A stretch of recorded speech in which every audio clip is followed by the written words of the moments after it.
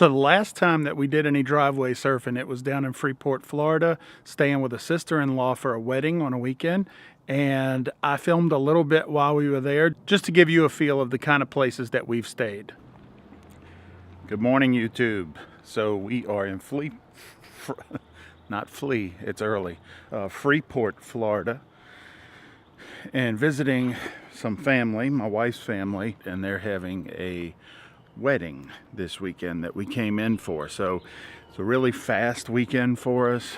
We took Friday off work and we are here for just today for the wedding, and then we leave tomorrow morning. So it's about a 1,000-mile round trip, maybe 800-900 round trip, and we're doing it that quickly, which is we weighed the pros and cons of getting the hotel, which we don't want to be in a hotel after you get used to being in a camper.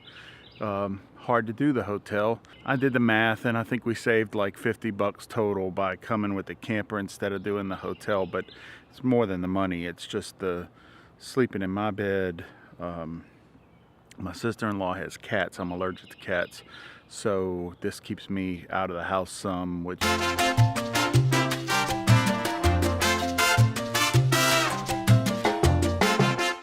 this has got to be the nicest driveway surfing situation we've had, which we've done it a few times. We do it at my parents' house. We've done it at another sister-in-law's house, and we're doing it here. You can see from behind that the property is gorgeous. Really nice. Lots of big trees. Almost like a park. Or not almost like a park, it is like a park. So we had to kind of snake ourselves to get in here, and I want to show you. So we came in here, we pulled forward about where the truck is, then I had to back through these little azalea bushes all right out in here, and we had to trim a couple of these low limbs, snake the trailer through this little space. You can see the limbs up above. I don't know how good it's coming out on camera, but we parked over here on the side. Worked out really well. He's got power in the back. He's got a shed with a 20-amp power, so we're running our AC and whatnot. We have hose here to the right, and so everything we needed was right here, and we kind of tucked right in, and it worked out really, really nice. So even we have Dharma with us, and Dharma even has a spot back here to spend some time. So there's Dharma, and the backyard's equally as nice.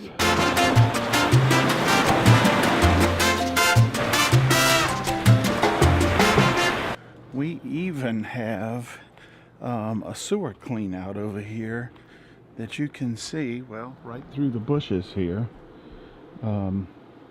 That white PVC pipe, there's a sewer clean out. We're even going to get to dump before we leave today, or tomorrow, which will be great.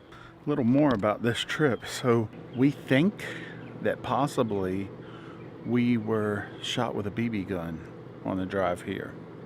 About halfway here, we noticed that this window, obviously you can see, is broken.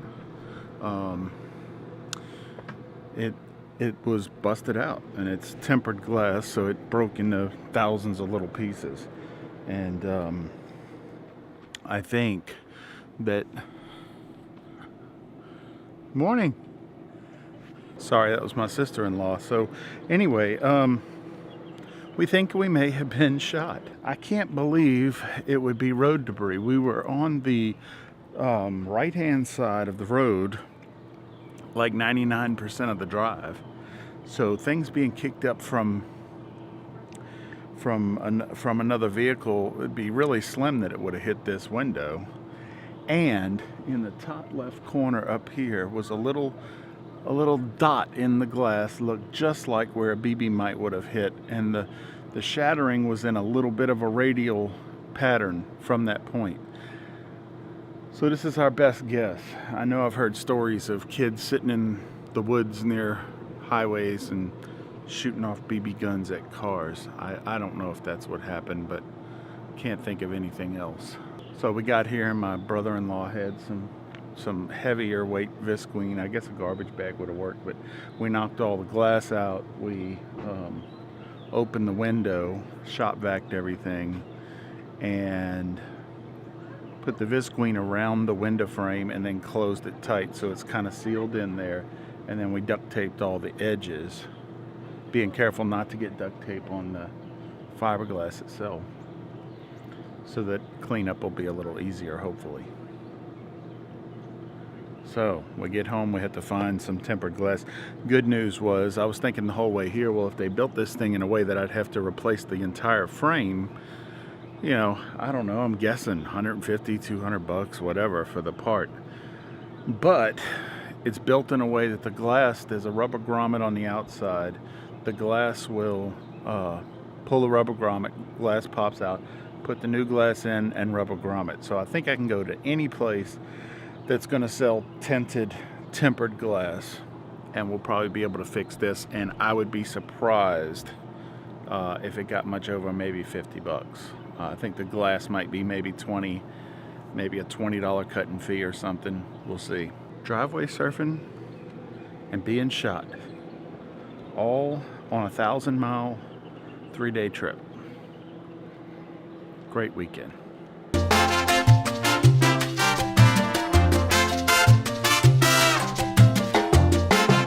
So as an RVer, you have several options. You can stay at the obvious options like private campgrounds or state and national park campgrounds, Forest Service land and BLM land, which are usually free, boondocking situations such as Walmart, Cabela's, and many other places of business that allow you to stay overnight free of charge. Then finally, there's the option of staying with family and friends. Staying with family and friends has become affectionately known as driveway surfing. And it's when you bring your camper, your RV, to a family's home or a friend's home and set up in their driveway typically. Staying with someone you know is what we're going to be talking about here in this video.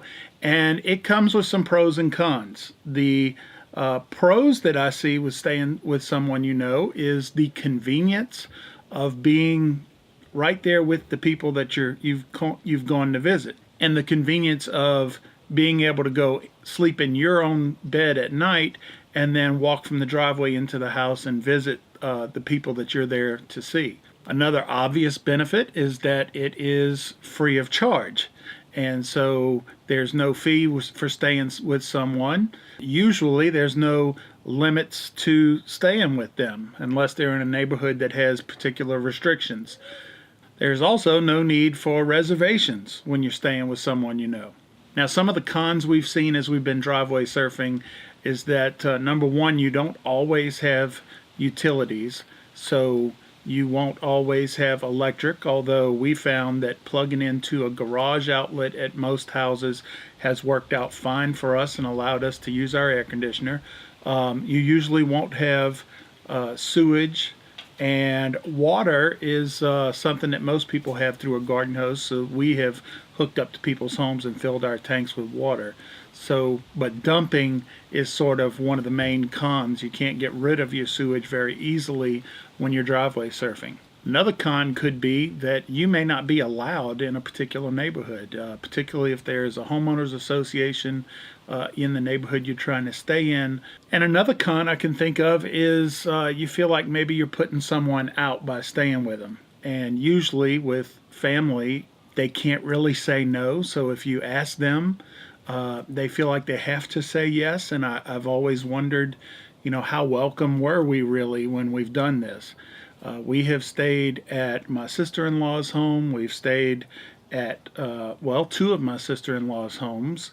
We're going to stay at a brother-in-law's home this coming summer.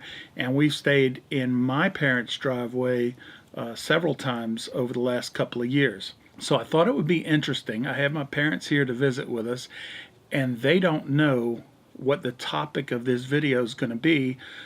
But I'm going to bring them out here with us and get their opinion. It's been unplanned. They don't know that we're about to do this, so we'll get some honest feedback here on their thoughts about the times that we've stayed driveway surfing in their driveway. Without further ado, my parents.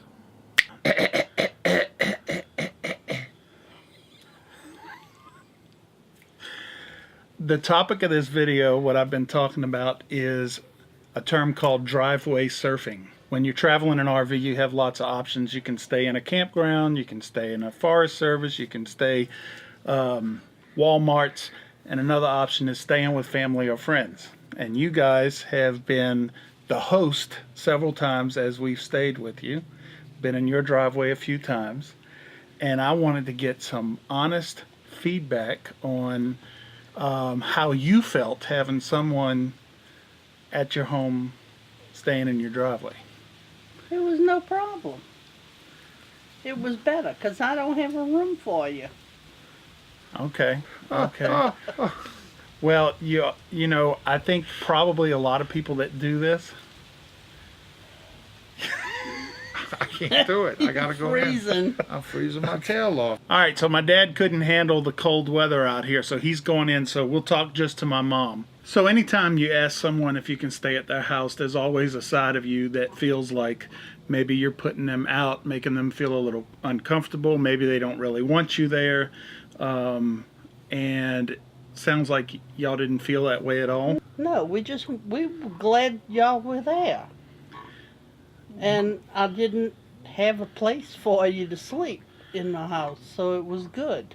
Right. Yeah. I have a sister that stays, well, a sister and a niece that lives with them, and so their guest rooms have been taken up, and so it does give us a way to stay with you. Cindy and I felt like it makes it more comfortable, not only because of the space, but because we're able to kind of each have our own space, our own thing going on. Like if we need a little time apart from each other, it sort of made it convenient to... You need to get away from me? Well, well, you know the old saying that after 3 days, fish and company start to smell. And so it does give, not that I need to get away from you, but I feel like we can visit longer because we're able to get away for a few hours once in a while, and everybody stays a little more friendly. Does that? Yeah. We would have been friendly if you were in the house. I think it's because we don't get to see you very often. And you only come once or twice a year. And we're thrilled to see y'all. All right, so I'm going to talk about something that's a little uncomfortable here, and I'm sure it hadn't crossed your mind at all to think about this. Oh, gee. But it crosses mine. So we plug into your garage and we use your electricity, and there's a side of me that feels like we could be looked at as if we're mooching a little bit. No. Well, it's even crossed my mind to offer. I mean, I don't know. I'm sure we use a few dollars a day of electricity. Would you have been offended if I had offered to pay for the electricity? I would. Yeah. I would. Okay. It's no big deal. Do you think but you're my mom. We just want to see y'all. Right. Well, like, you know, if y'all had done this, if the situation were reversed and you had stayed with us, I would have been offended if you had offered. So, you know, but what do you think if we were staying at maybe a friend's house instead of family's house? Do you think it would be... I would be insulted. Even a friend? Yeah. Okay, because we've stayed at a few friends' houses. We've stayed at Shannon's house in Lake Charles, and I thought about, you know, offering him a little something for us staying, but we didn't. Probably best that we didn't. Yeah. Did you know that we dumped our shower water out in your driveway? I didn't notice, and I don't care. So their driveway drains out to the street, and there's a storm drain right there by the street. And so I would wait till late at night, and we weren't dumping our sewage, but thank God. But we had taken showers in the trailer, and so after the neighborhood was asleep, I knew it was going to go right into that storm drain, so I would drop our shower water and let it run down the driveway. And well, that allowed us to stay there longer, because if not, we'd have had to. We could have used the showers in your house, but again, the convenience of being able to use our own showers and things was a big help. Yeah. Particularly on holidays when you have Jason's family and other families staying there. You have a dozen people trying to use a shower. And we have a small house. Yeah, so it made it easier. Well, there you go, folks. You heard it right from the host family that we're welcome to stay. She had no problems with it. Of course, I guess this little experiment only tells us about, this is mother and son. So so you're on your own if you stay with anybody except your mom. Yeah. Maybe. I don't know. Good friends. Have you had anybody in the neighborhood say anything, make any comments about us? No. No. Not one of them. Not one of them. Okay. And she's not in you're not in a neighborhood with a homeowners association or very nosy neighbors. We're on a dead end street. Yeah, and everybody sort of keeps to themselves. Well, not keeps to themselves, we're but all close friends. Yeah, it's a very low stress neighborhood. So if any neighborhood would accept something like this, one like yours would. And we had a house across the street. Fred, I don't know if you remember him. He had a brother that had a big camper. Oh, so someone. And he came to visit all the time, but he parked on the street. But it didn't bother me. Right. He wasn't in front of my house. But how long would he stay? Maybe a week. Okay. And he was in the street because he probably didn't fit in the driveway. No, he couldn't have gotten in their driveway. So then your neighborhood has campers coming and going all the time lately? Not anymore. Fred moved. Fred moved. No, I don't think anybody on the street would be bothered at all. Well, that's it, guys. Driveway surfing. It does take a bit of a leap. For me, anyway, it took a bit of a leap to be willing to ask someone if we could do it. But apparently, as you heard from my mother, it was welcome.